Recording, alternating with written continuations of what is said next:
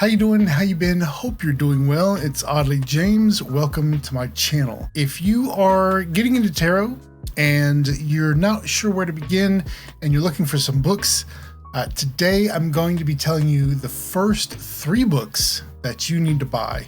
And these books are going to help you from the get-go because there are a lot of books out there on tarot and it's very daunting, to choose where to start. So I'm going to help you out, give you the first 3 books that you need to buy. So the very first book that I recommend is Tarot 101 by Kim Hudgens. I have the Dead Tree version here, and the reason why I use the Dead Tree version for this is because there are journaling prompts, there's exercises to do, and all of that I do in my iPad on an app called Good Notes.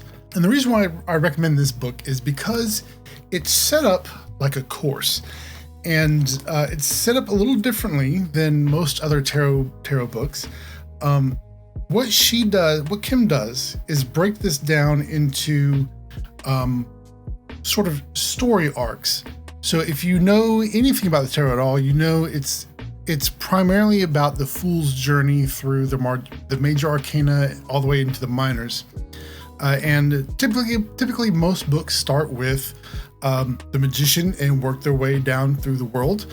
What she does is pretty clever. She takes cards from the major arcana that are related and combines those into like a 3-card story arc. So for example, in the first chapter called Major Arcana Introduction to Introduction and Progress cards, she breaks this down into an archetype of the Fool, the Magician, and the Chariot, and kind of explains why those cards work well together and what the connection is to those. Then later on in chapter 4, we have the Major Arcana Feminine archetypes, and here she goes into the High Priestess, the Empress, and the Star, and kind of explains why those cards work together and the story behind that. And then she also gives you a Goddess archetype spread, which I work through. And she kind of does that throughout the entire book. She has the Major Arcana cyclical things. She has the masculine archetype. And like I said, it's really just set up like a course that you work through. You start at chapter 1, work your way through. At the end of each chapter, there are exercises for you to do, as well as questions for journaling. And this helps you get started with creating tarot journals, which is really important, I think, to building your intuition. That's something I did forget to say. The purpose of this book is really to help you read the tarot intuitively, or at least get you started reading intuitively. Now, she does say that it's okay to have to look cards up, the traditional meanings of the cards up, and that's fine. But she really wants you to start using your intuition to read the cards, and she gives you a lot of great exercises to do that. Now, while she does give some meanings in the book, and that brings me to my next book, which is The Complete Guide to Tarot by Liz Dean. Now, I have this in the Kindle version, so I'm just going to put up the cover art right here so you can take a look at that. And what I like, or the reason why I have this on Kindle, is because if I'm doing a reading and I need to look up a card quickly to get an answer, if like my intuition just isn't kicking in that day and I need to actually take a look at the meaning and kind of develop my own sort of a way to weave that into the spread, I can grab the iPad, open up the Kindle app, and then what I can do is just tap the table of contents button right there. That brings up a list of that brings up the table of contents, which is essentially just a list of all the card meanings. And so let's say I want to take a look at strength. I can tap on strength. And it brings me right there to its introduction page. So it gives me the alternative name, its card number, numerology link, astrological sign or planet, element, Hebrew letter, all that good stuff. And then I can just flip. It's in full color, just as the print version.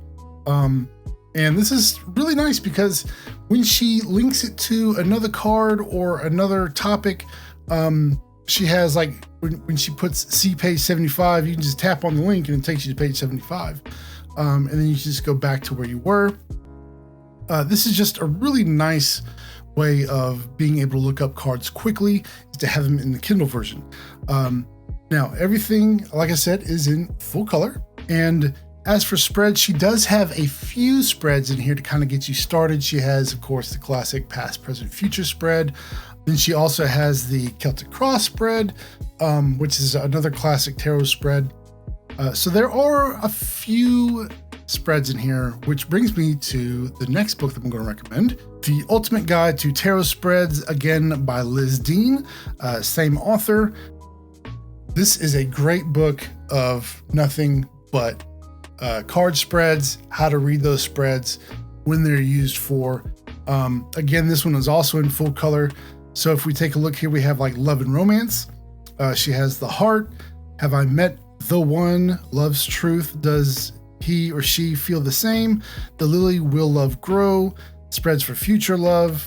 Divine your lover. When will I meet a new partner? Money, home, and security. How can I become more fluent? The list goes on and on and on. You can take a look at this on Amazon. I will have links to these books in the description below. They are not affiliate links. They're just standard Amazon links. So if you want to go and take a look at these, you can. I highly recommend this book. It is also in full color as well. Everything looks really nice. It's formatted really well. I've never seen any sort of like broken text. Everything seems to work in both of these books. So do recommend these.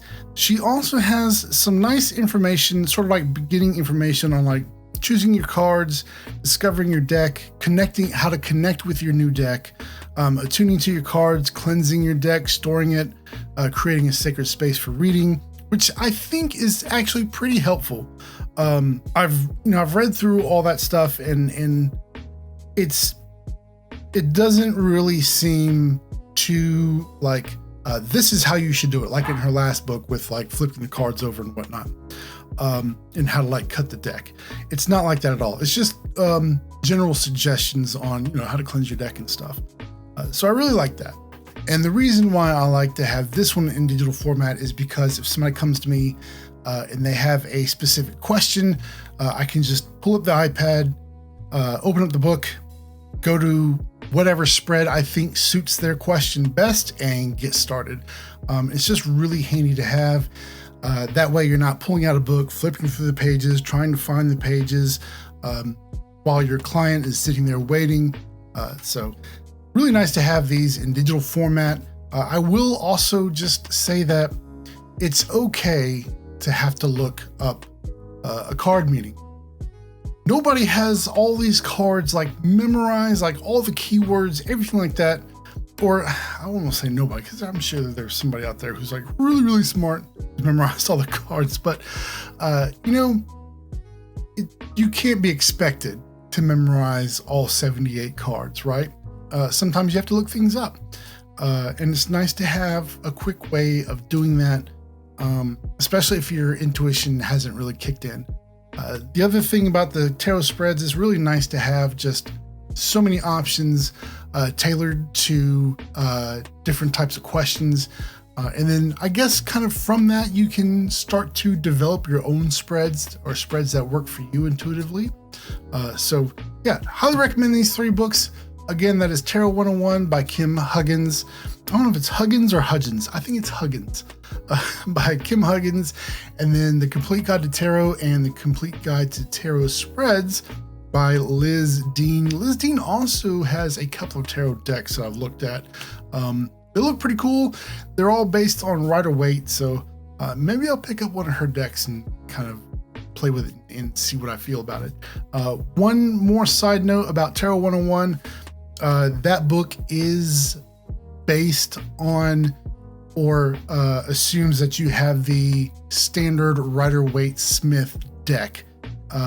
And if you're just getting started in tarot, you can get a Rider-Waite Smith deck for super cheap. You can get them at like Five Below for $5, or just on Amazon for like between $10 to $15 for just a standard Rider-Waite deck. I think it's kind of nice to have a plain deck while you're learning, because that way you're not worried about like folding the cards, bending them too much.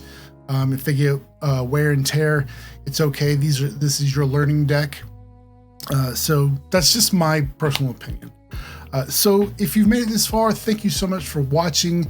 My name is James. This is Oddly James. If you would like to follow me outside of YouTube, you can find me on Twitter, Instagram, and TikTok at It's Oddly James in all of those places. Also, if you would like to come hang out with me live on Twitch, I stream video games. Right now I'm playing through the Tomb Raider games, the most recent ones, and you can find me over at twitch.tv/It's Oddly James. And until next time, be well, be safe, stay odd, y'all.